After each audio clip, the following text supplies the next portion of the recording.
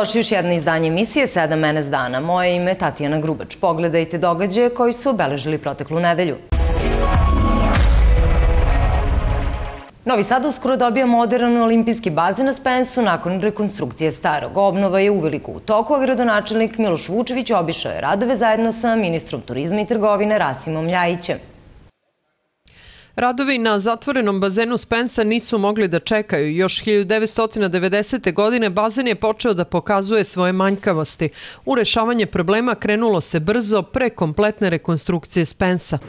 Mi ćemo na tome stati. Naš ključni cilj, kad pričamo o Spensu, jeste da zajedno s Fakultetom tehničkih nauka i Evropskom bankom za obnovu i razvoj uradimo kompletan projekat, odnosno projektno-tehničku dokumentaciju i da se na leto sledeće godine javimo i ministru Ljajiću, odnosno vladi Republike Srbije za Srbija 2025 i da krenemo u kompletnu obnovu Spensa. Govorimo o obnovi i krova, fasadnog omotača, stepeništa, svih rashladnih sistema, instalacija, svih sportskih hala, svega onoga što čini srce Spensa kako bi Spens postao energetski održiviji i da manje košta, pošto već vam, a neću mnogo pogrešiti, u grubo cifre, Spens mesečno troši 5 miliona dinara za vodu, 5 miliona dinara za struju, 5 miliona dinara za grejanje.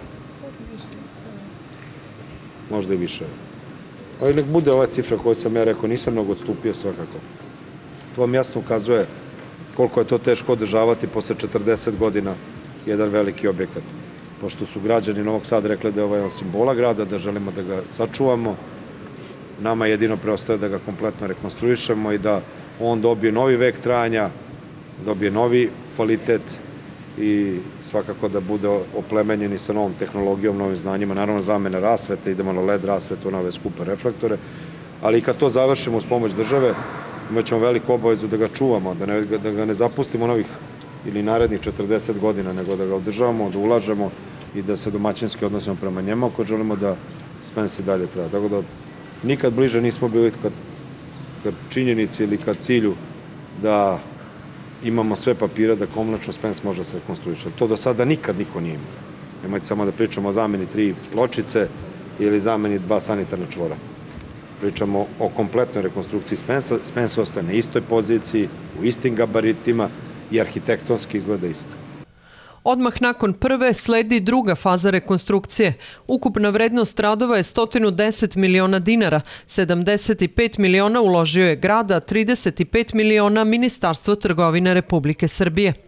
Ovo jeste zapravo priprema za jedan bolji period koji će sasvim sigurno uslijediti i mi verujemo da će turizam prvi oporaviti kako je bio prvi pogođen ovom pandemijom, da će prvi pokazati znake oporavka već početkom naredne godine. A u preostalom delu godine nastojimo da se okrenemo domaćim turistima, domaćim gostima i delimično gostima iz regiona. To je realnost da oni u nastavku sezone posete turističke destinacije u Srbiji, pa tako i Novi Sad. Posebno zbog činjenice što je Novi Sad u prošloj godini imao 3 glavna emitivna tržišta iz zemalja bivše Jugoslavije, tačnije zemalja regiona, Hrvatska, Slovenija i Bosna i Hercegovina su činili najveći broj turista koji su dolazili u Novi Sad.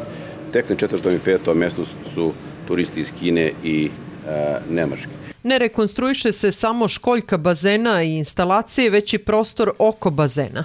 Radi se i kompletna rekonstrukcija toaleta, ulaza i svlačionica. Vodit će se računa i o rampama za osobe sa invaliditetom. Nakon ovih radova Novi Sad dobija pravi olimpijski bazen.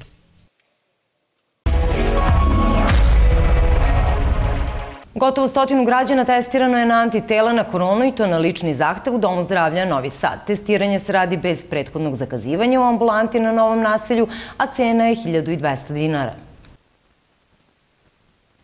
Veliko interesovanje u prva 2 dana vladalo je za testiranje na antitela na virus korona za građane. Prvog dana u ambulanti na Novom naselju testirano je 64 zdravstvena radnika, a u toku drugog dana testirani su zainteresovani građani. Testiranje kojim su utvrđeni ili postojanje antitela u krvi pacijenta mi radimo već duže vremena.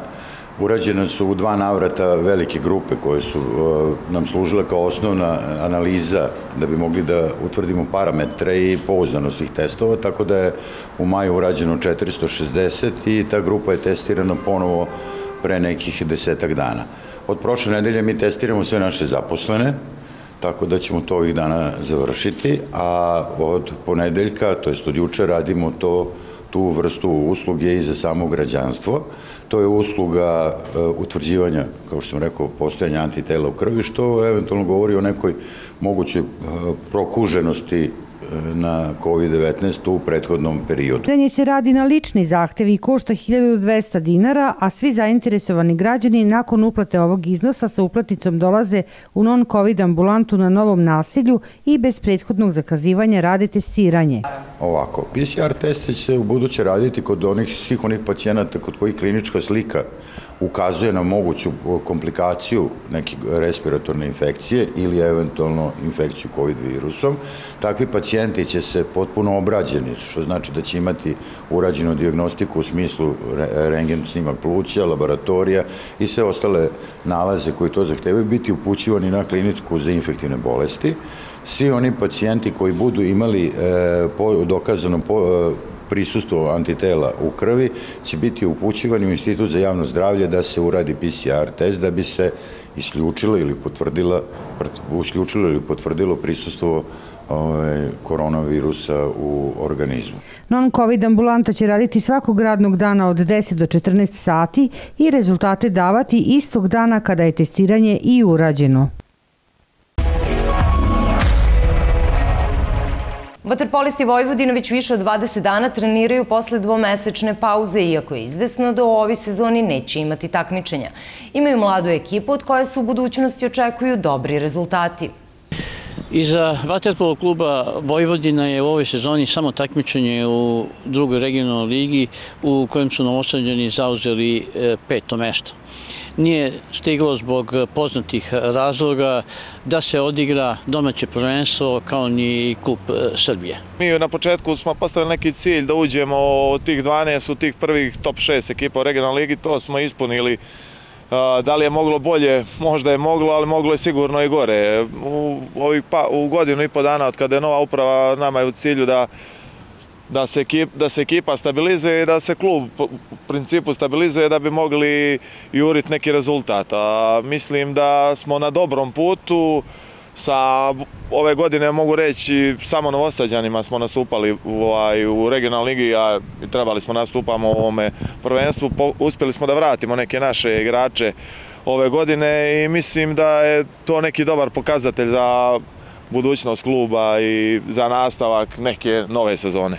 Iz stručnog ugla šta znači to što se nije održalo domaće prvenstvo i kup kada je reč o naravno napretku pre svega mladih igrača? Sigurno mladim igračima, pogotovo u našoj ekipi, je najbitnije da imaju što više utakmica.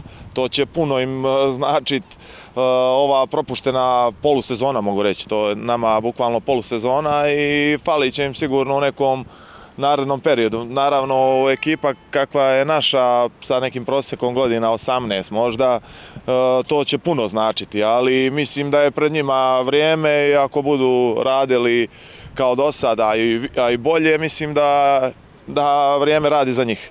Pre nekoliko sedmica ste počeli sa treningom, postoje više od 2 mjeseca pauze. Kakva je situacija sa pripremnošću vaterpolista? Pa mi smo počeli prvo sa nekim suvim treninzima i radom u teretani da bi mogli uopšte da uđemo u bazen. To je bilo nešto, to je neki preduslov bilo da bi spriječili neke buduće povrede, što bi sigurno nastale poslije tako duge pauze. Tako da smo sad u nekoj fazi da smo na početku bukvalno nekog trenažnog procesa i mislim dok ne bude ekipa spremna nekih 30%, zato će nam trebati vremena, nećemo moći raditi neke ozbiljnije treninge u vodi. Hvala na razgovoru i želimo naravno da se Vojvodina što pre stabilizuje i da popravi rezultate i da ponovo stvara asove za ovaj sport. Fudbaleri Vojvodine plasirali su se u finale Kupa Srbije. U polufinalu u Beogradu pobedili su Čukarički rezultatom 1:0, a strelac jedinog pogotka bio je Nemanja Čović. Gradonačelnik Novog Sada Miloš Vučević čestitao je Fudbalskom klubu Vojvodina pobedu i plasman. Vojvodina se izborila za finale Kupa i ujedno osigurala izlazak na evropsku scenu. Pobedila je u polufinalu u Beogradu Čukarički 1:0 posle dobre igre i velike borbe svih 90 minuta. Da danas nismo dozvoljavali Čukaričku da ima taj prostor, da nismo stali daleko od igrača, da smo jako dobro stojili u tom srednjem bloku. Jednostavno to je bila nam je škola u prvenstvu gde smo videli, ako što sam rekao, ako date takim igračima kako ima Čukarički prostor, jednostavno onda jeste u velikom problemu. Mi smo danas u duel igri bili perfektni, dobijali dosta tih duela, dosta tih drugih lopti bile su naše. Mislim da je ovo polufinale opravdalo epitet zanimljivosti Kupa Srbije i neki moj skromni utisak da odavno završnica Kupa Srbije nije bila interesantnija kao ove godine i veoma mi je drago, ponavljam i reči kolege Save Miloševića koji je rekao na žrebu da su ove godine posle dugo vremena u polufinalu Kupa Srbije bile 4 najbolje, najkvalitetnije srpske ekipe. Gol koji je odlučio polufinale postigao je Nemanja Čović u 30. minutu posle odličnog centra šuta Nikole Drinčića.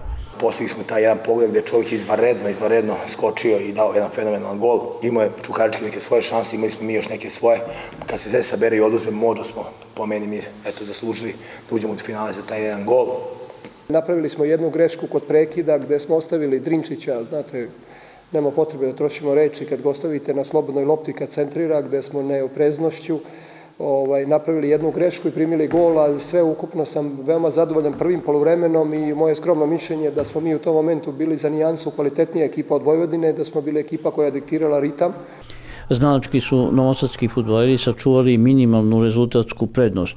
Čukarički je posle primljenog gola pa do kraja prvog poluvremena imao period najbolje igre. Napravio je i nekoliko dobrih prilika da postigne gol. U drugom poluvremenu nismo nastavili da igramo onako kako smo igrali prvo poluvreme, da smo bili malo nervozni bez razloga, da smo žurili iz prevelike želje i rekao bih da je klasično drugo poluvreme bila situacija gde je iskustvo presudilo nad mladošću. Vojvodina je izdržala sve nalete i u drugom poluvremenu neutralisala sve pokušaje domaćina. Novosađani su imali dve situacije kada su mogli da osiguraju pobedu pre kraja susreta. Ja ovako volim utakmice otvorene, ja volim ovako kad se sudi, jer jednostavno onda kvalitet se diže na jedan viši nivo i naši igrači mogu da igraju još bolje nego što su igrali u prethodnom periodu i onda kad ovako utakmicu dođe neko sa strane gleda, danas da je bio pun stadion, ovo je jedna evropska utakmica. Stefan Đorđević je dobro istrčao kontru i za malo bio neprecizan. U 84. minutu u središtu pažnje bio je mladi Dejan Žukić. Napravio je pravu majstoriju i pogodio prečku. Imali su novosadski fudbaleri još pokušaja i mogućnosti da uvećaju prednost. Na kraju su rutinskom igrom sačuvali prednost i sa 1:0 pobedili Čukarički za plasman u finale Kupa.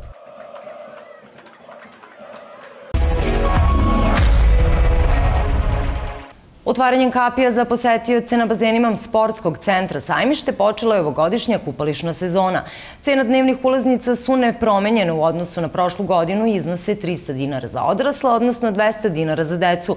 Pored poštovanja kućnog reda sa Sajmišta mole posetioci da se pridržavaju ostalih mera zaštite. Lepa vest obradovaće Novosađane, naročito one koji vole vodu i leto rado provode na otvorenim bazenima Spensa. Otvoreni bazeni Sajmišta od danas počinju s radom, a letnja sezona, kako kažu u Sportsko-poslovnom centru Vojvodina, trajaće do kraja avgusta, ali u slučaju lepog vremena i nešto duže. Građanske smene za posetioce biće otvorene od 10 do 18 časova, a redovno će se održavati i školice plivanja, ali i niz drugih rekreativnih aktivnosti. Kompleks bazena Sportskog centra Sajmište od danas je otvoren za sve posetioce. Posetiocima su na raspolaganju, pored velikog olimpijskog bazena, i bazen za neplivače, ali i najmlađe sugrađane. Potpunom uživanju u letnjim danima doprineće i uređene zelene površine. Pored olimpijskog bazena na raspolaganju svim posetiocima biće i bazen za neplivače, kao i mali brčkavac za najmlađe mališane. pored 3 bazenske školjke, ogromna zelena površina, prirodna hladovina, bašte, kafića i restorana, sportska rekreativna zona. Pretpostavljam da će učiniti ovo mesto isto popularno kao i prethodnih sezona, posebno poslednje 2 godine, nakon rekonstrukcije ovog kompleksa bazena, Novosađani su dobili još jedan lep prostor za boravak u letnjim mesecima. Bazeni će raditi po starom rasporedu, radnim danima od 10 časova, uz termin za korisnike biznis smene u ranjim jutarnjim satima. Cene su nepromenjene u odnosu na prošlu godinu, te se pored dnevnih ulaznica na blagajni Spensa mogu kupiti i sezonske ulaznice. Bazen će raditi po istom režimu rada. Radnim danom od 10 do 18:30 će biti građanska smena. Vikendom od 9 do 19. Cene su ostale iste kao i prošle godine. 300 dinara je cena ulaznice za odrasle, 200 za decu i postoji i dalje poludnevna ulaznica posle 15 sati koja košta 200 dinara. Pored toga postoje sezonske karte, set ulaznica. Nakon građanske smene na bazenima Sajmišta održavaće se niz trenažnih i drugih atraktivnih programa, dok će tehniku plivanja neplivači moći da vežbaju radnim danima od 8:30 časova. Obuka neplivača održavaće se ovde radnim danom, svaki dan u 8:30, a akvarobik u večernjem terminu od 20:30. To je upravo oba su programa realizovana tokom leta u malom bazenu, u kompleksu zatvorenog bazena na Spensu. Međutim, zbog radova kojima smo informisali naše sugrađane o sanaciji olimpijskog bazena, u ovom prostoru neće ništa moći tokom leta se koristi, tako da smo sve programe i sve sportske organizacije rasporedili ravnomerno i na otvoreni bazen Spensa i ovde na Sajmištu. Pored poštovanja pravila kućnog reda tokom boravka na bazenima, posetioci su u obavezi da koriste adekvatne kupaće kostime i izbegavaju kupanje ukoliko imaju otvorene rane na koži. Kako kažu u sportsko-poslovnom centru Spens, na ulazima su postavljene dezobarijere uz dodatna sredstva dezinfekcije, a na posetioce apeluju da se pridržavaju i preporučene mere distance.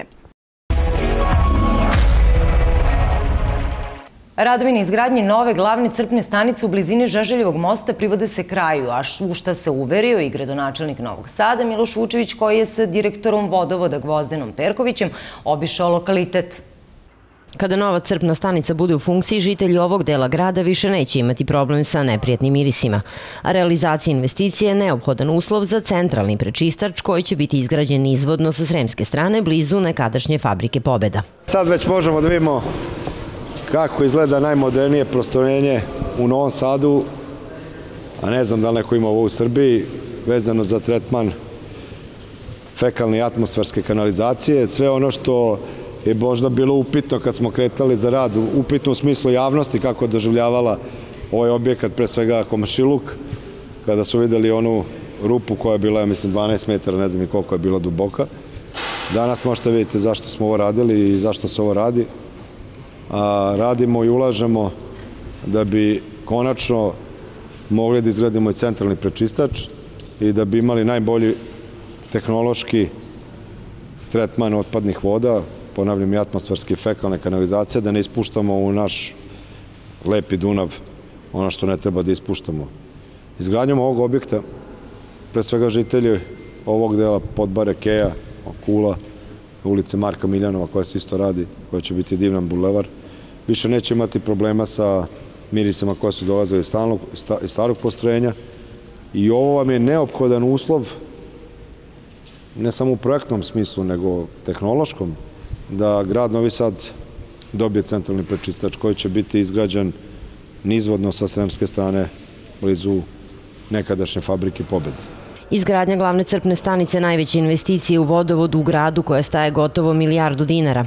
U poslednjih 8 godina u vodovod i kanalizaciju uloženo je 17,3 milijarde dinara, a između ostalog izgrađeno je 300 km kanalizacione mreže, 107 km vodovodne kao i 4 lokalna prečistača, izjavio je Vučević. Hoću da se zahvalim zaista ljudima iz vodovoda i kanalizacije, stvarno rade ljudi vrhunski, ovo je verovatno firma koja nadilazi ove nacionalne, možda i regionalne okvire, da oni imaju saradnju i sa velikim francuskim i austrijskim kompanijama, imaju odlične inženjere, odlične radnike, stručne ljude. Ja mislim da ćemo sledeće nedelje da obiđemo, da vidite fascinantno kako rade Reni bunare tamo sa strane Šangaja.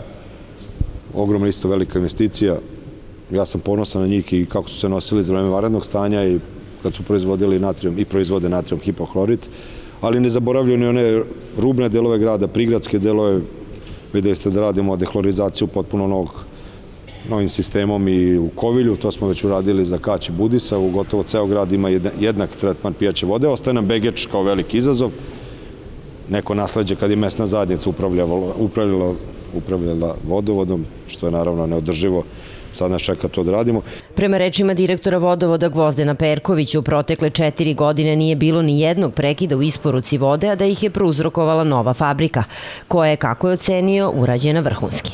Ono što je naša isto obaveza u sledećem periodu jeste da obnovimo bunare, a da bismo obnovili bunare, posebno na lokalitetu Štrand, gde ih ima 6 i koji mogu da daju 600 litara vode u sekundi, to je praktično sadašnja polovina proizvodnje sirove vode, potrebno je da obnovimo kanalizacionu mrežu na Limanu, koja je stara, koja propušta i zagađuje. Imamo projekte spremne, išli smo već i razgovaramo sa Republikom, imamo obećanja da će se to isfinansirati, a to je preduslov da zatvorimo crpnu stanicu u Radničkoj ulici, da spojimo tu stanicu sa ovom novom i da uđemo u reparaciju tih bunara na Štrandu.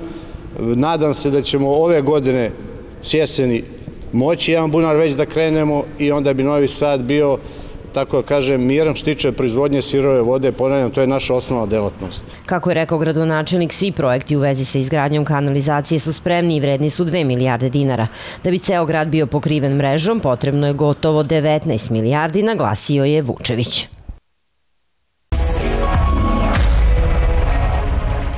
Ovogodišnja manifestacija Futoško kulturno leto od 17. do 26. juna najmlađim sugrađanima, odnosno porodicama, predstavit će bogat program koji će se uglavnom izvoditi na platovu Kulturnog centra Mladost. Pored pozorišnih predstava, niza radionica, mališani mogu savladati i cirkuske veštine i zajedno sa roditeljima učestvovati u igrama bez granica.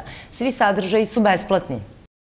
20. po redu manifestacija Futoško kulturno leto, tradicionalna posvećena deci, ove godine svojim sadržajima poziv je i za porodice i starije sugrađane. Pripremljeni kulturni i zabavni sadržaji uz poštovanje svih mera zaštite održat će se na platovu Kulturnog centra sa programima koji počinju 17. juna. Od 17. počinjemo svakodnevno, pre svega popodnevno druženje, što sa mališanima, što sa roditeljima i negde smo iz svih nekih što ličnih iskustava, što iskustava naših prijatelja, zaključili da su u vreme karantina i posebnih mera roditelji sa svojom decom provodili lepo i kvalitetno vreme. I u tom duhu želimo da prođe i Futoško leto, te stoga postoje radionice koje su namenjene deci, ali postoje i igre bez granica koje su namenjene upravo tim porodičnim ekipama. Poseban deo programa sažet je kroz niz pozorišnih predstava za najmlađe, te će već drugog dana festivala u poslepodnevnim satima deca moći da pogledaju predstavu Jelen Trivunin.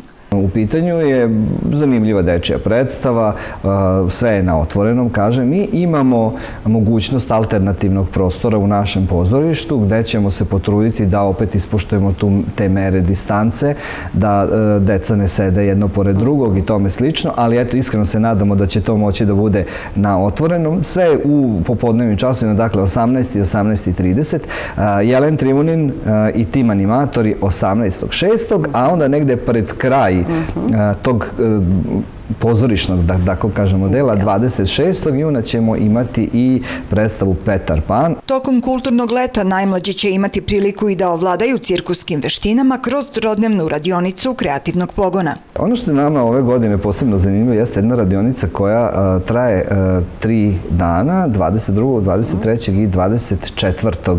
juna. U pitanju je radionica cirkuskih veština.